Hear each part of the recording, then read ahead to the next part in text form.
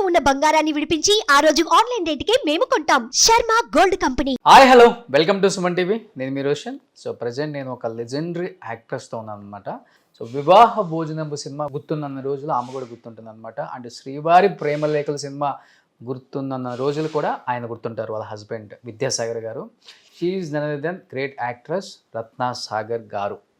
So ఎన్నో సినిమాలు అసలు అవ్వలేలుగా ఈ సినిమా ఆ సినిమా అని కాకుండా ఏ సినిమా అయినా కానీ ప్రాణం పెట్టి అండ్ ఆ క్యారెక్టర్లో జీవించి ఆ క్యారెక్టర్కి ప్రాణం పోసిన యాక్ట్రెస్. అండ్ వాళ్ళ హస్బెండ్ విద్యాసాగర్ గారు అయితే ఎన్ని సినిమాలు చేశారో. అండ్ శ్రీవారి ప్రేమలేఖలతో మన సంగీత గారి హస్బెండ్గా ఆయన జర్నీ స్టార్ట్ చేసి పెద్ద పెద్ద స్టార్ హీరోలతో స్క్రీన్ షేర్ చేసుకొని అదరహో అనిపించుకున్న. యాక్చువల్గా లాస్ట్ ఇయర్ ఆయన ఉన్నప్పుడు వాళ్ళిద్దరు కపుల్ ఇంటర్వ్యూ చేద్దాం అనుకున్నాం, బట్ అన్ఫార్చునేట్లీ దేవుడు ఆయన దగ్గరికి తీసుకెళ్ళిపోయారు. బట్ వాళ్ళ వైఫ్ ప్రజెంట్ మనతో పాటు ఉన్నారు. ఒకసారి బ్యాక్ వెళ్ళి ఆ 40-50 years సిల్వర్ స్క్రీన్ని ఎలా ఎంజాయ్ చేశారో ఆ మాటలో తెలుసుకుందాం. సో అమ్మ నమస్తే. నమస్తే రోషన్ గారు, ఎలా ఉన్నారు? బాగున్నాను. నేను వస్తా అనగానే గంతేశారు. మీ నుంచి ఎప్పుడు కబురు వస్తుందని మీ నుంచి చాలా మంది ఫోన్ చేశారు నాకు, కానీ నేను ఒకటే అన్నాను, సుమన్ టీవీలో రోషన్ గారు వస్తేనే నా ఇంటర్వ్యూ అని చెప్పా. ఈరోజు వచ్చారు. Thank you so much. చాలా సంతోషంగా ఉంది. చాలా నిండుగా ఉన్నారు ఇప్పటికి కూడా. Thank you so much. పాల బుగ్గలు వేసుకొని ఎన్ని క్యారెక్టర్స్లో చూసి ఎంజాయ్ చేసాం మిమ్మల్ని. అసలు లేడీ కమెడియన్స్ లేని కాలంలో ఓహో మళ్ళీ ఇంకొక కమెడియన్ వచ్చింది అనిపించుకున్నారు మీరు. Thank you. అండ్ మన రమాప్రభ గారు లేని లోటుని కొన్ని సంవత్సరాల పాటు స్క్రీన్ మీద మా అందరికి తెలియకుండా చేశారు. ఎలా అనిపిస్తుంది ఇన్ని సంవత్సరాల జర్నీ, ఇన్ని వందల సినిమాలు, మీరు మీ హస్బెండ్ ఇద్దరు కూడా పోటాపోటీగా యాక్ట్ చేసుకుంటూ ఇంత దూరం ఈ జర్నీ వచ్చినప్పుడు ఏమనిపిస్తుంది? కష్టమైన పని అయినా కూడా మనకు ఇష్టంగా చేస్తాం కాబట్టి అది ఏం అనిపించదు. అది ఇష్టమైన జాబ్ నాకు. అది నేను యాక్చువల్గా ఫస్ట్ థియేటర్ మనిషిని. స్టేజీ నాటకాలు ఎక్కువ. స్టేజీ నాటకాల నుంచే వచ్చాను. 1969 ఓ మై గాడ్ నా ఎంట్రీ స్టేజ్కి. అలా నాటకాలు వేసుకుంటూ ఆ నాటకాల్లోనే మా వారితో నాకు పరిచయం. ఆయన నాటకాలు అలా పరిచయం పెరిగి ప్రేమగా మారి ఎలాగో పెద్దవాళ్ళని ఒప్పించి పెళ్లి చేసుకున్నాం. సినిమాలకు రాకముందే పెళ్లి చేసుకున్నారా? యా సినిమాలు అసలు మాకు టచ్ చేయలేదు, ఓన్లీ నాటకాలే మాకు. నాటకాలు ప్లస్ ఆయన బ్యాంక్ ఉద్యోగి, స్టేట్ బ్యాంక్ ఆఫ్ హైదరాబాద్లో చేసేవారు.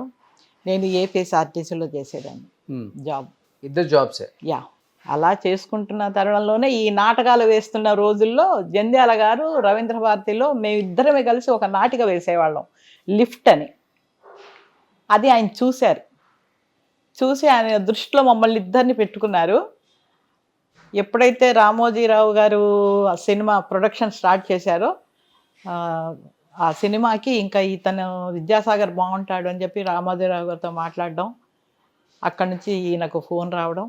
1985లో శ్రీవారి ప్రేమలేఖ గమ్మత్తైన క్యారెక్టర్ అయింది. మన సంగీత హస్బెండ్ ఎప్పుడు తింటా ఉంటారు, తినిపిస్తుంది.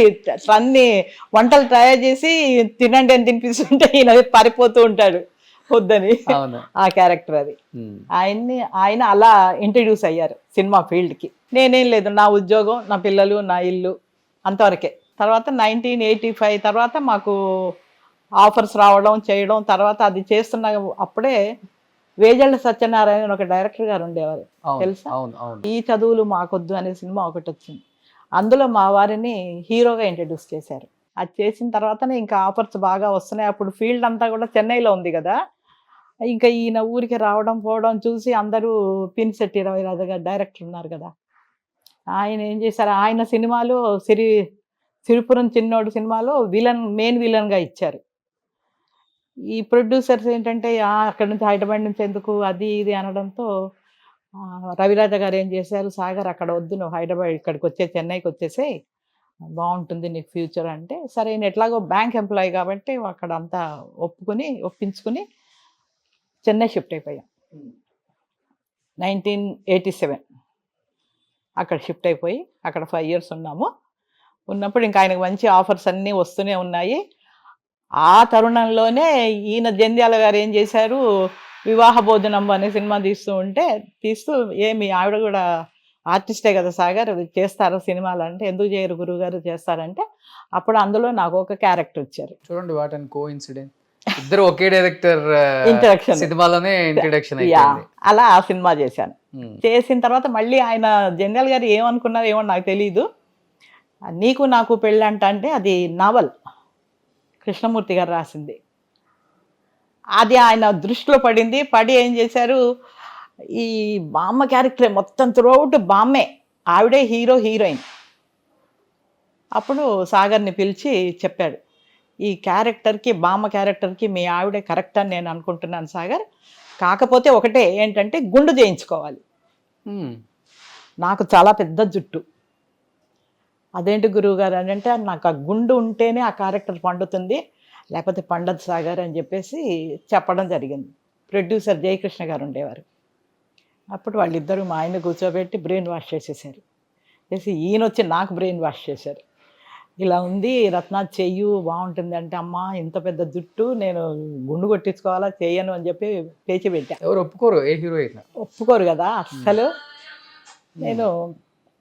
నేను చేయనండి, జుట్టు ఇది ఇంత పెద్దగా ఉంది, నేను చేయనండి అని అంటే, కాదు రత్న జుట్టు ఏముంది వస్తుంది, అలా కాదు, చెయ్యి, పెద్ద క్యారెక్టర్ ఇది త్రూఅవుట్, ఇంకా నీ లైఫ్ అటో ఇటో తేలిపోతుంది అని చెప్పేసి అన్నారు. ఆలోచించి ఇంకా నాకు ఏం తెలియదు అసలు, సినిమా ఫీల్డ్ కూడా కరెక్ట్గా ఏం తెలియదు, ఓన్లీ నాటకాలు వేసుకోవడం, ఉద్యోగం వెళ్ళడం, ఇంతే. నాటకాల గురించి తెలుసు కానీ సినిమాల గురించి తెలియదు, అసలు ఏం తెలియదు. సరే ఏం చేయాలో అర్థం కాల. సరే అప్పుడు బాలసుబ్రహ్మణ్యం గారి దగ్గరికి వెళ్ళాం మేము ఇద్దరం, అక్కడ పక్కనే ఉండేవాళ్ళం అందరం టీ నగర్లో. వెళ్ళి అడిగా, అన్నయ్య ఇలా ఉంది, మరి గురువుగారు ఏమో ఇలా అంటున్నారు అని అంటే, గాడ్ ఈజ్ గ్రేట్ మామ, నీకు వచ్చింది ఆఫర్, చెయ్యు, ఏం కాదు, వస్తుంది, జుట్టుకేముంది అన్నారు ఆయన. ఎస్పీ గారు అంటే ఇంకా సరే ధైర్యం చేసి మమ్మల్ని తిరుపతికి వాళ్ళే పంపించారు. అప్పుడు పిల్లలు, ఇద్దరు చిన్నపిల్లలు, అందరినీ తిరుపతి పంపించి తిరుపతిలో గుండు చేయించుకుని మళ్ళీ వాళ్ళు విగ్గు చేయించారు డే అంతా పెట్టుకోవడానికి. అది చేసుకొని వచ్చాక మేము చెన్నైలో ఉంటాం, ఈ సినిమా మొత్తం హైదరాబాద్లో వచ్చింది. రాకాజుల హోటల్ ఒకటి ఉంది కదా ఇక్కడ, అవును, అందులో 1 నెల రోజులు ఉన్నాం. సినిమా మొత్తం షూట్ చేశారు అక్కడే. అంతా అయిపోయిన తర్వాత మళ్ళీ చెన్నైకి వెళ్ళిపోయిన తర్వాత అక్కడ ఏంటంటే అప్పుడు తెలుగు సినిమాలు ఉండవు కాబట్టి ప్రివ్యూస్ వేస్తారు. చెన్నైలో ఉన్న డైరెక్టర్సు, ప్రొడ్యూసర్సు, ఆర్టిస్టులు అందరినీ పిలుస్తారు. ఆ పిలిచినప్పుడు ఆ సినిమా చూడడానికని రాఘవేంద్రరావు గారు, కృష్ణరాజు గారు, కృష్ణ గారు అందరూ వచ్చారు. వచ్చి సినిమా అంతా చూశారట. చూసిన తర్వాత రాఘవేంద్రరావు గారు జంధ్యాల గారికి ఫోన్ చేసి వెంటనే ఇంటికి వెళ్ళగానే, ఎక్కడి నుంచి పట్టుకొచ్చావయ్యా గుండు బామ్మ, నువ్వు భలే ఉంది గుండు బామ్మ అన్నాడట. అంటే అయ్యో ఏంటండి విద్యాసాగర్ లేరా ఆర్టిస్టు, ఆయన మిస్సెస్, వాళ్ళిద్దరు స్టేజ్ ఆర్టిస్టులు, చాలా మంచి ఆర్టిస్టులు వాళ్ళు. అరే భలే చేసిందయ్యా, బా భలే దొరికారు నీకు ఆర్టిస్టులు అని చెప్పి అన్నట్టు ఆయన. సరే అది అయిపోయిన తర్వాత నాకు పొద్దున్నే రాఘవేంద్రరావు గారు, మా ల్యాండ్లైన్ ఫోన్సేగా అప్పుడు, రాఘవేంద్రరావు గారు, కృష్ణరాజు గారు, వీళ్ళందరూ ఫోన్లు చేశారు. అమ్మ చాలా బాగా చేశారమ్మా, చాలా బాగా చేశారు మీరు, మా సినిమాలో ఇట్లాంటి క్యారెక్టర్స్ ఏం వచ్చినా మీరే చేద్దురు కానీ అని అంటే, సరేనండి థ్యాంక్స్ అండి అన్నాను. సుమన్ టీవీలో మీ పర్సనల్ అండ్ బిజినెస్ ప్రమోషన్స్ కోసం కింది నెంబర్కి కాంటాక్ట్ చేయండి.